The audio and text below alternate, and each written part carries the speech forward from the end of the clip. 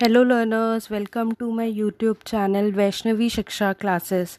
आज का हमारा टॉपिक है social schemes in India, organise sectors, जिसमें आज हम कवर करने वाले हैं employees provident fund and miscellaneous provision act 1952 को। तो चलिए स्टार्ट करते हैं। सबसे पहले हम इसकी हिस्ट्री पढ़ लेते हैं कि ये कब भूमिका में आया।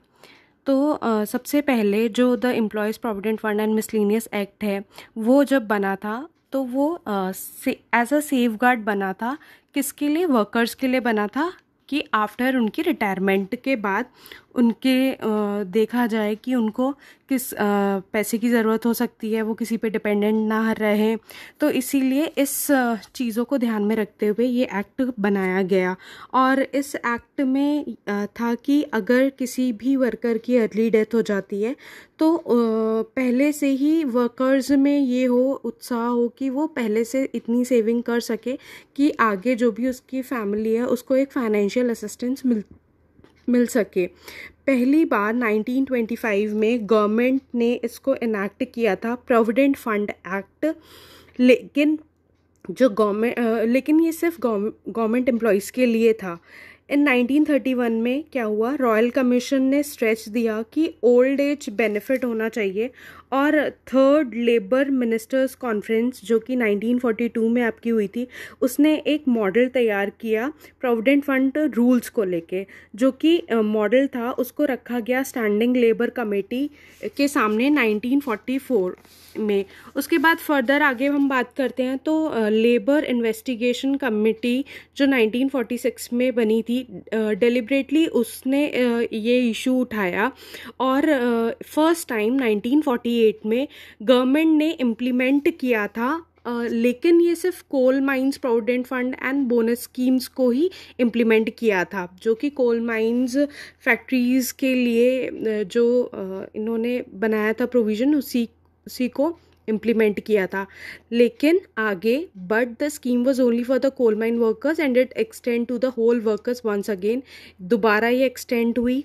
कब हुई? लेबर कॉन्फ्रेंस जब हुई थी 1948 में तब। एंड 1950 में स्टैंडिंग लेबर कमेटी ने रिकमेंड किया था कि जो प्रोविडेंट फंड स्कीम होनी चाहिए वो सभी वर्कर्स के लिए होनी चाहिए। वो सिर्फ कोल माइन वर्कर्स के लिए नहीं होनी चाहिए, वो जितने भी वर्कर्स काम करते हैं उन सभी के लिए होनी चाहिए। लेटर जो गवर्नमेंट ऑफ इंडिया थी उसने अप्रूव किया एम्प्लॉयज़ प्रोविडेंट फंड ऑर्डिनेंस, मतलब एक अध्यादेश लाई provident fund, employees provident fund 15 नवंबर 1951 को, जिसमें ये बताया गया कि एक कंपलसरी प्रोविडेंट फंड स्कीम्स होगी एम्प्लॉयज़ के लिए, जिसमें वेरियस फैक्ट्रीज़ और स्टेब्लिशमेंट्स को रखा जाएगा।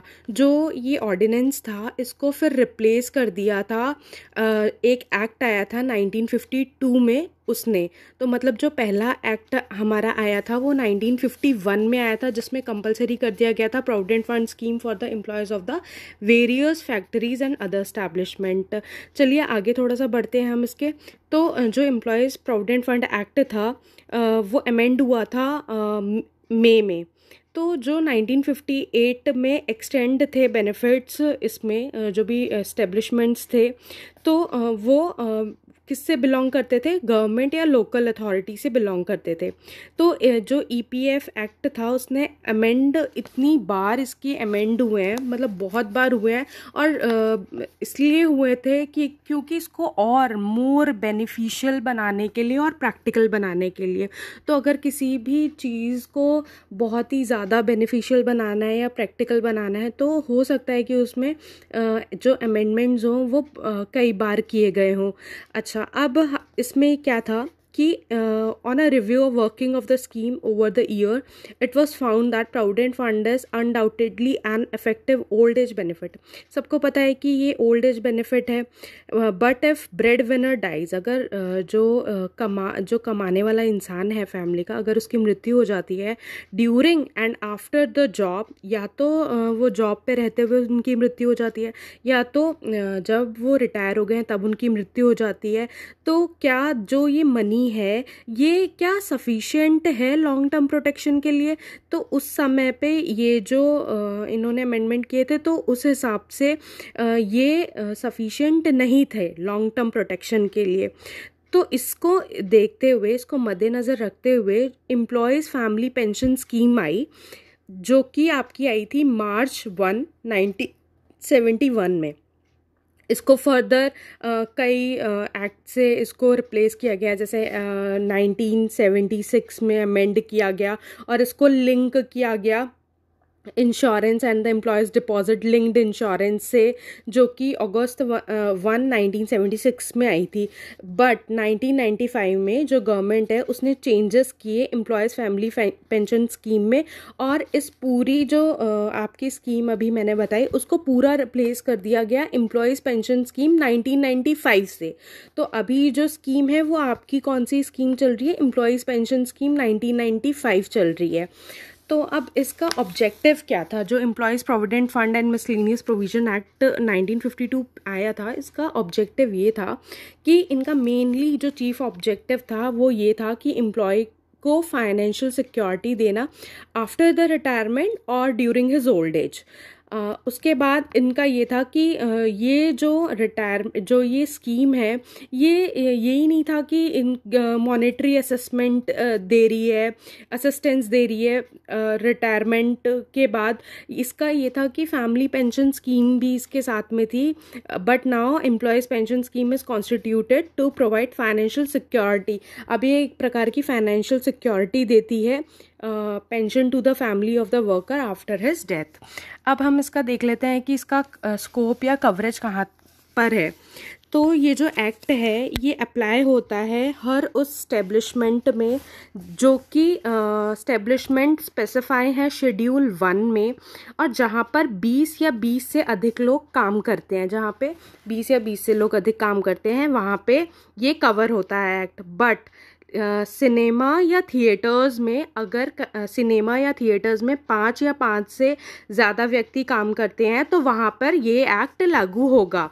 बाकी स्टैब्लिशमेंट में 20 या 20 से ज़्यादा, लेकिन सिनेमा और थिएटर्स में 5 या 5 से ज़्यादा भी हैं, 5 है मिनिमम और 5 से ज़्यादा तब भी ये एक्ट कवर होगा।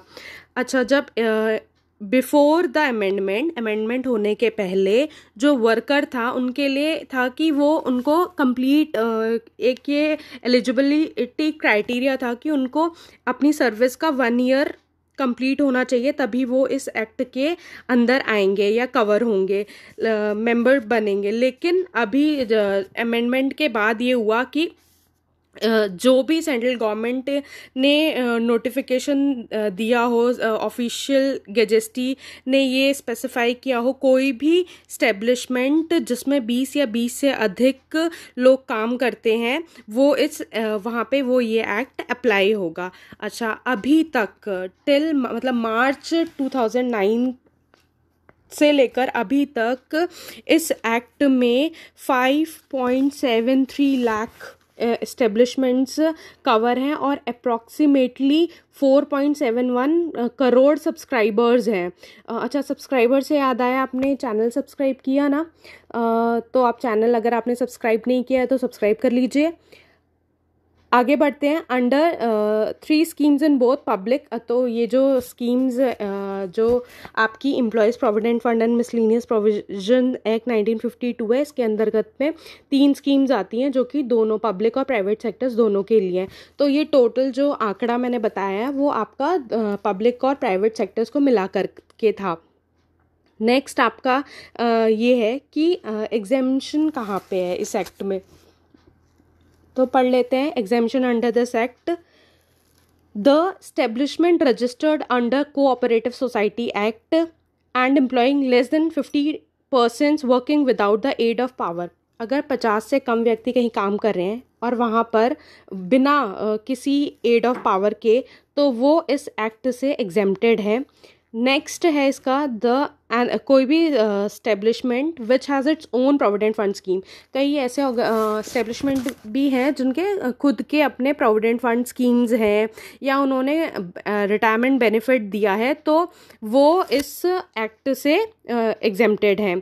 नेक्स्ट ये भी होता है कि अगर मान लीजिए कोई स्टेब्लिशमेंट है और वहाँ पे मेजॉरिटी ऑफ देम इस फेवर में है कि हमें भैया इस एक्ट के अंदर लाया जाना चाहिए, हमें अपने जो स्टेब्लिशमेंट ने जो एक्ट बनाया है हम उसके खिलाफ हैं या हम उससे एग्री नहीं है, तो जो भी एम्प्लॉयज़ हैं उनको एक वॉलेंट्री कवरेज दिया जाता है अंडर सेक्शन 4 के अंतर्गत। नेक्स्ट है, हम पढ़ लेते हैं ड्यूटीज़ ऑफ एम्प्लॉयर क्या है। एम्प्लॉयर्स की ड्यूटी क्या है, मतलब कि उसकी क्या भूमिका है, क्या वो उसका क्या कर्तव्य बनता है।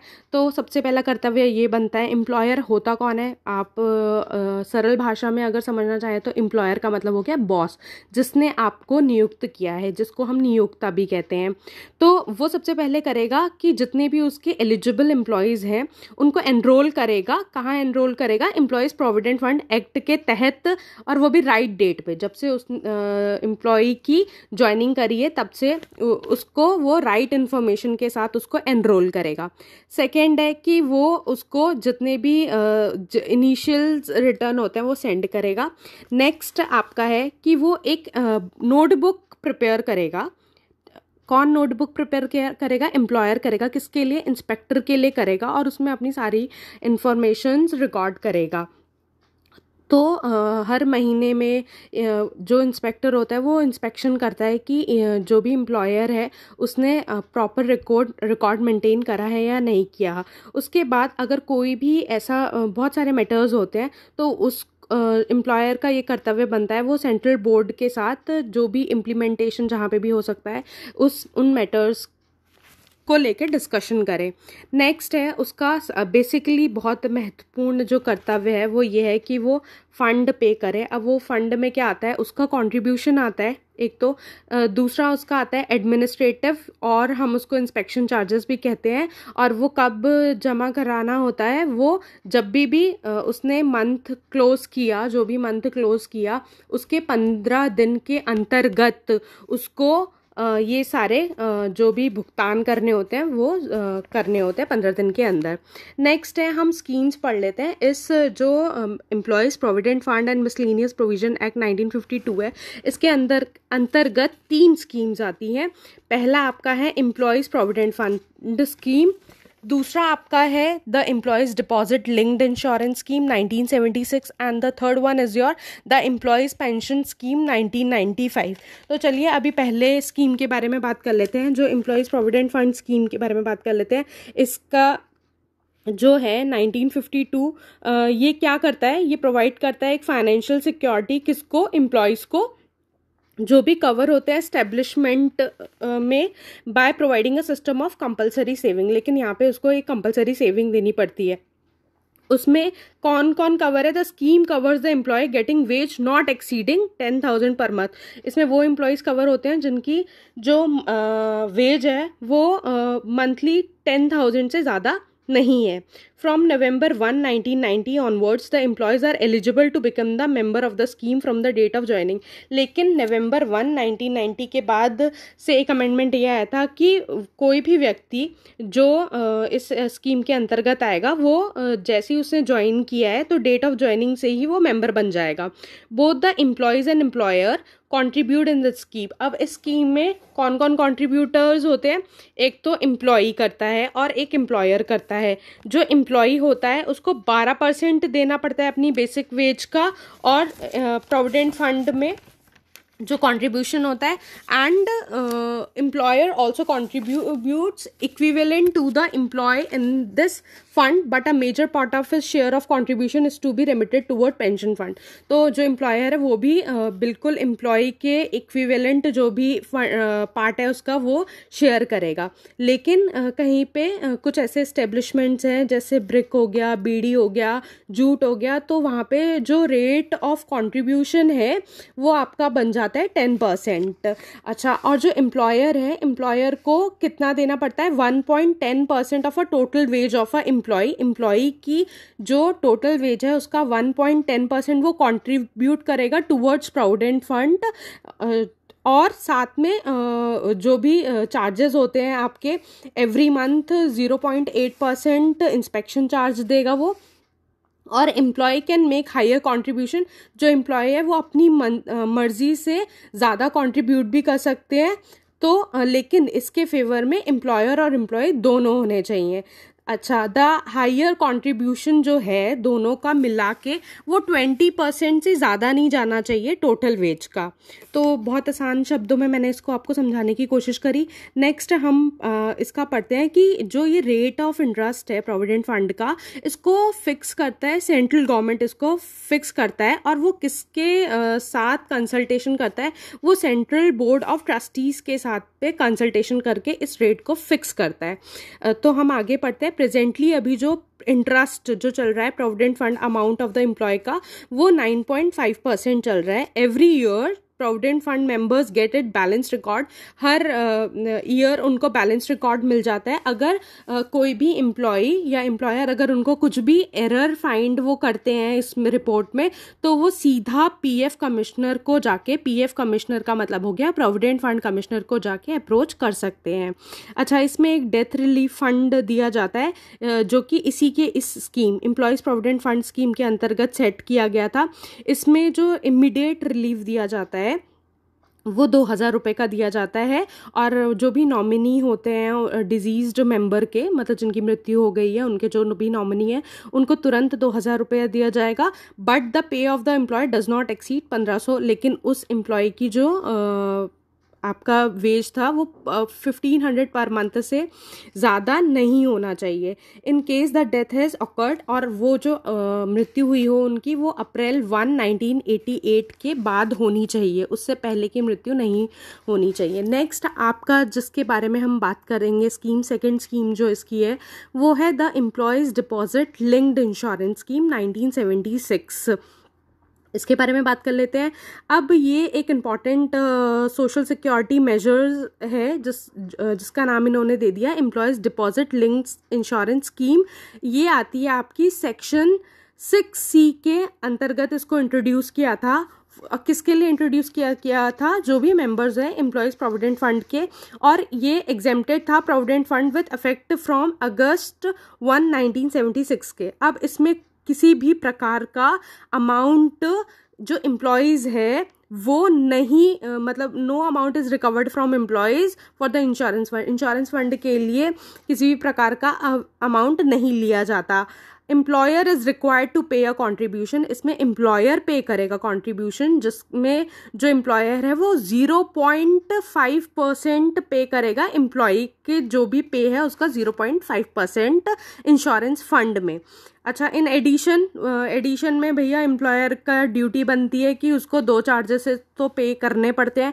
एक एडमिनिस्ट्रेटिव चार्जेस होता है, जो कि इसमें एडमिनिस्ट्रेटिव चार्ज जो वो पे करेगा वो 0.01% करेगा, और जो इंस्पेक्शन चार्जेस हैं वो 0.005% पे करेगा इस स्कीम के अंतर्गत।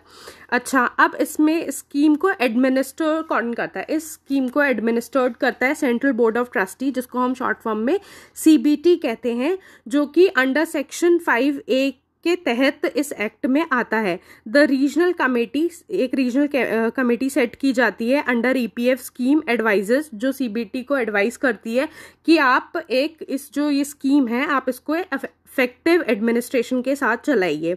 अच्छा, अब बात थोड़ी सी और कर लेते हैं इस स्कीम में कि हम डेथ ऑफ एन एम्प्लॉय के बारे में अगर हो जाती है तो क्या देखा जाता है कि while in a service who is member of a employees provident fund, बार बार बोला जा रहा है आपको, मेंबर होना चाहिए वो एम्प्लॉयज़ प्रोविडेंट फंड का, और of the exempted provident fund would be paid an additional amount equal to the average balance in the provident fund account of the deceased during the preceding 12 month।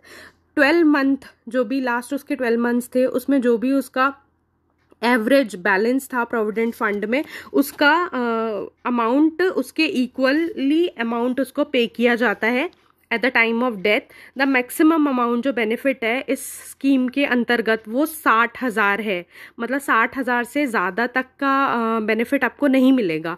तो इस question आपका, अगर आप EPFO exam AO या EO के लिए appear होने वाले हैं, जो कि आपका 2 जुलाई को होने वाला एग्ज़ाम, तो उसमें ये बहुत इंपॉर्टेंट क्वेश्चन है कि इसकी जो लिमिट है, maximum limit the employees deposit linked insurance की, वो कितनी है। क्योंकि बार बार ये पूछा जाता है एग्ज़ाम में कि इस स्कीम की लिमिट कितनी है, या कितना एम्प्लॉय का कंट्रीब्यूशन है या एम्प्लॉयर का कंट्रीब्यूशन कितना है। तो ये आप बहुत अच्छे से वीडियो सुनिए ताकि आपको ये याद हो जाए। फिर से मैं इसको रिपीट कर रही हूँ, 60,000। नेक्स्ट आपका जो लास्ट आपकी जो स्कीम है, वेरी वेरी इंपॉर्टेंट स्कीम, जिसका नाम है द एम्प्लॉयज़ पेंशन स्कीम 1995। अब ये जो एम्प्लॉयज़ पेंशन स्कीम 1995 है, इसका सेक्शन है सेक्शन 6A, जो कि आई अफेक्ट में 16 नवंबर 1995 को ये अफेक्ट में आई। अच्छा, इसका एम ये था कि ये एक इकोनॉमिक कहते हैं ना कि आर्थिक जीविका प्रदान करती है ओल्ड एज को, और एक की सर्वाइवरशिप कवरेज है, और एक जो भी न्यू एंट्रेंट्स थे मेंबर्स ऑफ प्रोविडेंट फंड के, वो इसके मेंबर्स हैं स्कीम के ऑन द कंपलसरी बेसिस। जब ये स्कीम आई, जब इसका इंट्रोडक्शन हुआ, EPS, इसको शॉर्ट फॉर्म में EPS 95 कहते हैं, employee of the family pension scheme, इसने क्या किया, जो 1971 वाली स्कीम थी ना आपकी फैमिली पेंशन स्कीम, जो कि मैंने पहले ही बताया था कि उसको ये रिप्लेस करके आई थी, तो वो तब ये समाप्त हो गई आपकी family pension scheme, and it's almost member compulsory became the member. अब जो उसके मेंबर थे ना, वो अब सारे ये नई स्कीम के मेंबर हो गए, जो कि आपकी है EPS 95। A minimum 10 year service is required for entitlement to the pension. अब पेंशन के लिए पेंशन उन्हीं को मिलेगी जिन्होंने कम से कम अपने जो सर्विस के 10 साल दिए हों minimum. After out of 12% share of employer contribution, 12% employer का कॉन्ट्रीब्यूशन रहेगा, और 8.33% आपका एम्प्लॉय का रहेगा toward a pension fund. Pension fund में आपको ये करना पड़ेगा। कोई भी किसी भी प्रकार का इसमें एडमिनिस्ट्रेटिव या इंस्पेक्शन चार्ज एम्प्लॉयर नहीं पे करेगा, और जो भी एंटायर कॉस्ट होगी किसकी, एडमिनिस्ट्रेटिव और इंस्पेक्शन चार्जेस की, वो आपकी सेंट्रल गवर्नमेंट पे करेगी, और सेंट्रल गवर्नमेंट का एक रेट तय है जो कि है 1.16% of employees total ways in the scheme. तो यहाँ पे जो पेमेंट हुई है वो जो कंट्रीब्यूटर्स है वो 3 हो गए आपके, एक तो एम्प्लॉयर हो गया, एक एम्प्लॉई हो गया, और एक तीसरा आपका सेंट्रल गवर्नमेंट हो गया। और जो ये स्कीम है ये आपको क्या करेगी, क्या प्रोवाइड कर रही है, लाइफ टाइम पेंशन प्रोवाइड कर रही है, और ये आपके आफ्टर, मतलब जब तक आप जीवित हैं तब तक तो आपको ये लाइफ टाइम आपको पेंशन देगी, लेकिन आपकी मृत्यु के बाद ये आपकी फैमिली को पेंशन देगी। और इसी को बहुत ही बेनिफिशियली और long term social security scheme माना जाता है इंडस्ट्रियल वर्कर के लिए। बेनिफिट्स की बात कर लेते हैं हम। ऑल द जो भी 3 स्कीम्स हैं वो प्रोविडेंट फंड एक्ट के अंतर्गत चलती रहती हैं, और इसके बहुत सारे बेनिफिट्स हैं, जैसे रिटायरमेंट बेनिफिट हो गया, मेडिकल केयर हो गया, हाउसिंग का हो गया, फुलफिलमेंट ऑफ फैमिली ऑब्लिगेशंस हो गया, एजुकेशन ऑफ चिल्ड्रन हो गया, finances of insurance policy etcetera. 2 types of advances भी ये देते हैं, जो कि आपका रिफंडेबल होता है और दूसरा आपका नॉन रिफंडेबल होता है। इस स्कीम के अंतर्गत, EPF स्कीम के अंतर्गत जो रिफंडेबल एडवांसेस होते हैं उसको have to pay back in the of the retirement from PF।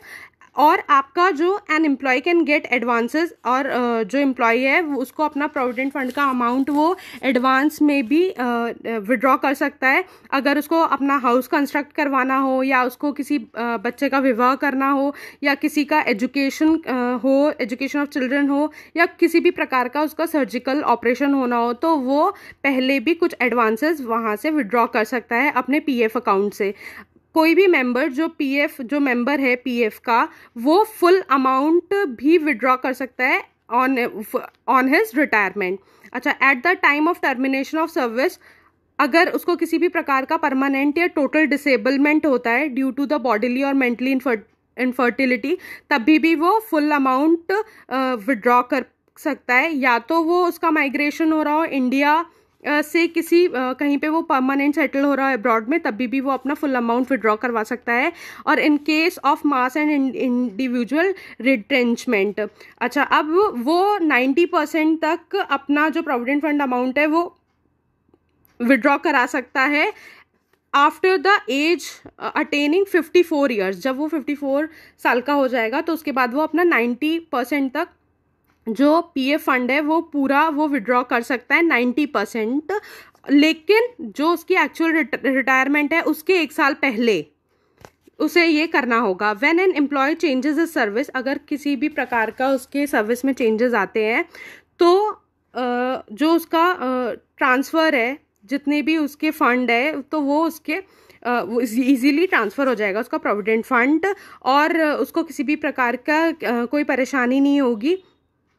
और उसको बार बार जो एम्प्लॉयज़ प्रोविडेंट फंड अकाउंट खुलाने की ज़रूरत है वो भी नहीं होगी, सेम अकाउंट उसका ट्रांसफ़र हो जाएगा दूसरे आपके जो भी इस्टेब्लिशमेंट है उधर। एम्प्लॉयज़ पेंशन स्कीम और भी एमिनिटीज़ प्रोवाइड करती है, जैसे कि मंथली पेंशन हो गई, मेंबर को pension to widow, children, orphan, disabled children, nominee, father, mother upon death of the member, facility of capital return और commutation of pension up to 1/3। अब इसका एडमिनिस्ट्रेशन कौन है? इसका एडमिनिस्ट्रेशन है एम्प्लॉयज़ प्रोविडेंट फंड ऑर्गेनाइजेशन, जिसे short form में हम ईपीएफओ कहते हैं, और इसको सेंट्रल बोर्ड ऑफ ट्रस्टीज़ भी कहा जाता है, जिसमें 3 लोग काम करते हैं। एक तो आपका हो गया एम्प्लॉयर, सेंट्रल और अ स्टेट गवर्नमेंट। नेक्स्ट आपका ये जो सेंट्रल बोर्ड ऑफ ट्रस्टी है, इसमें कौन कौन लोग आते हैं? एक चेयरमैन आता है, एक वाइस चेयरमैन आता है, 5 सेंट्रल गवर्नमेंट रिप्रेजेंटेटिव आते हैं, 15 स्टेट गवर्नमेंट रिप्रेजेंटेटिव आते हैं, 10 from each employer and employees आते हैं। अच्छा, अब जो यूनियन लेबर मिनिस्टर होते हैं वो इसके चेयरमैन होते हैं, और minister of state for labour जो होते हैं वो इसके वाइस चेयरमैन होते हैं, और जो सेंट्रल प्रोविडेंट फंड कमिश्नर होता है वही चीफ एग्जीक्यूटिव होता है इस बोर्ड का, जो कि होल टाइम मेंबर होता है। जो इस सेंट्रल प्रोविडेंट फंड कमिश्नर होता है वो आपका हेड ऑफिस में बैठते हैं, और इसका जो ईपीएफओ का हेड ऑफिस है वो भीकाजी कामा प्लेस न्यू दिल्ली में है। और इसके बहुत सारे आपके जो ईपीएफओ पूरे देश में इसके 32 रीजनल ऑफिसेज हैं, 75 सब रीजनल ऑफिसेज हैं, और आपके 12 सर्विस सेंटर्स हैं जो कि काम करते हैं ऑल ओवर द कंट्री, जो कि प्रोवाइड करते हैं एजुकेशन और गाइडेंस टू द मेंबर्स को। तो ये आपकी वीडियो थी employees provident fund and miscellaneous provision act 1952। If you like the video please like, share, subscribe and comment.